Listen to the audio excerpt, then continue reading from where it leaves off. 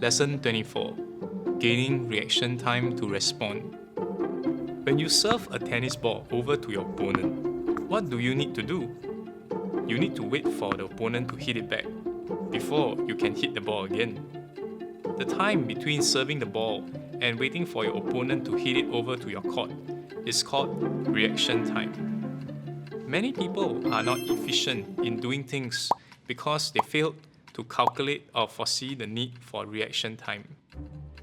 That is the reason why, after one organizes the things according to their importance, it is important to also look at which one requires more reaction time. If you have followed the series up to this point, you will realize that what is said now was said in the previous lessons too. Everything is all linked together.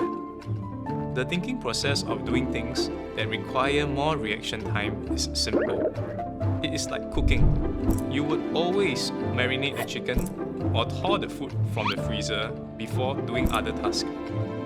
You can then do these things concurrently while cooking the other dishes, which require a longer time to complete. This way, you can complete a dinner in 2 hours or less. If you attempt to prepare and cook one dish at a time, it is unlikely that dinner will be ready within 2 hours. So what are some things that require a longer reaction time?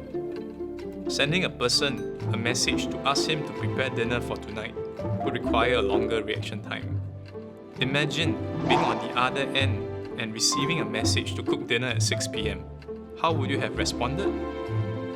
Delegating tasks, empowering people around you, confirming appointments for the day or week are common things that will have the best effect if it's done earlier due to the reaction time required by the other party. Imagine having a task which is due at noon the next day. Delegating that task to someone at 5 p.m. today versus giving the same task at 9 a.m. on the due date itself will make a huge difference to the individual. There are 3 kinds of people in the world. First, we have below average people who do not know what's happening at all. Then, we will have some people who only realize what happens after the thing actually happened.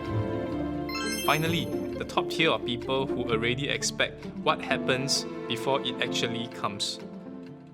It's also important to note the difference between reacting and responding. Reacting is when a ball is on your court and you rely on your reflexes to hit it back. Responding is when a ball is on your court and you can decide whether to hit it back, let it drop, or hit it out. Reacting is the natural response for the average because it's part of our survival instinct. But reacting can also bring about dire consequences in real life. For example, when a couple quarrels, both of them are most likely reacting to each other in the heat of the moment. However, if they choose to respond instead, the outcome would be different. When one speaks at the top of his voice, the other could respond by asking oneself, why is he in such a bad mood? What can I do to communicate in a responsible manner so I can understand him better? Doing the important things you need to do in the order of importance and considering the reaction time needed will help you prepare the necessary time you need to respond to the challenges ahead. Thank you for joining me in this lesson. If you'd like to pick up a copy of my book, 30 Lessons in 30 Years, where I go more in-depth in each lesson, you can order it from my website or simply scan the QR code on the screen. If you have enjoyed this video, don't forget to like, share and subscribe. And also follow me on all my social media platforms here. And I'll see you in the next one.